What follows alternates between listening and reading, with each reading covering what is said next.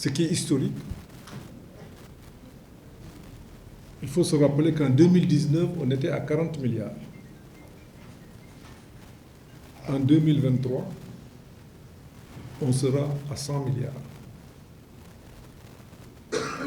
Le ministre reviendra tout à l'heure sur l'affectation et les mesures qui sont prises pour que la campagne qui s'annonce puisse être une campagne qui battra tous les records en termes de production, mais aussi en termes de protection.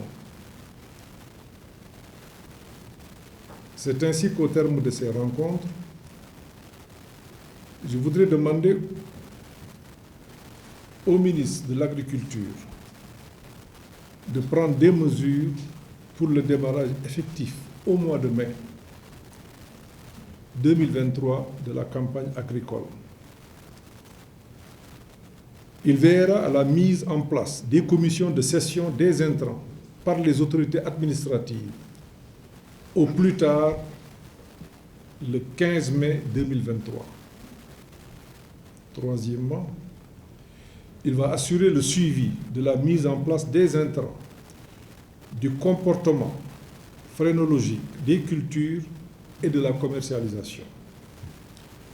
Quatrièmement, il engagera en relation avec la primature, le ministère des Finances et du Budget, la procédure d'octroi des agréments pour la fourniture des semences et d'engrais. Cinquièmement, il dotera les directions nationales et les services techniques déconcentrés de moyens logistiques et veiller sur la mise à disposition complète des plannings des intrants, semences et engrais aux directions régionales pour l'évaluation des mises en place. Sixièmement, il renforcera le programme de reconstitution du capital semencier et réactualiser la carte variétale. Septièmement, devra améliorer la mise en marché de toutes les spéculations par l'appui à la contractualisation des producteurs, opérateurs économiques.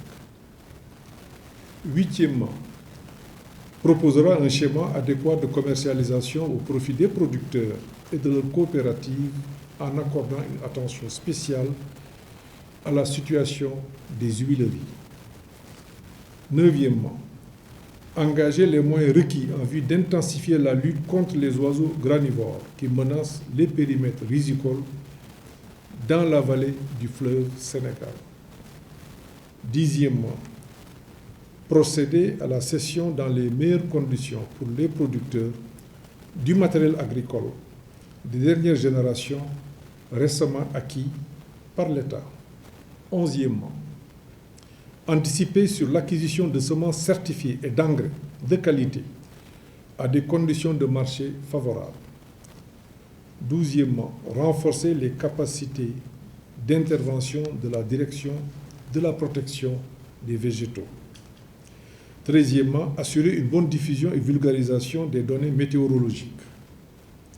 Quatorzièmement, accélérer l'aménagement des périmètres rizicoles dans les vallées du fleuve Sénégal et de l'Anambé avec l'intensification des activités de la SAED et de la SODAGRI. Quinzièmement, prendre les mesures pour la mise en œuvre des projets d'irrigation et de récupération des terres salées dans certaines zones de production, Tamba, Sédhiou, Ziguinchor et Fatick. Seizièmement, soumettre un dispositif préventif efficace de sauvegarde de la vocation agricole des Niayes et développer la culture du blé dans les zones favorables. Pour ce qui concerne le ministre des Finances, veiller à doter le ministère en charge de l'agriculture des ressources suffisantes pour assurer le financement de la campagne agricole.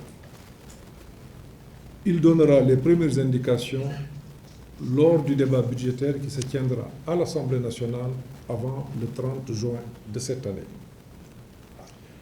Prendre les mesures dix-huitièmement nécessaires pour solder la dette des OPS pour l'année 2021-2022 sera fait au plus tard en fin de semaine prochaine, et soumettre à la validation un plan d'appurement de la dette de la campagne 2022-2023. Ce plan sera soumis au gouvernement avant le 15 mai et vous serez informés.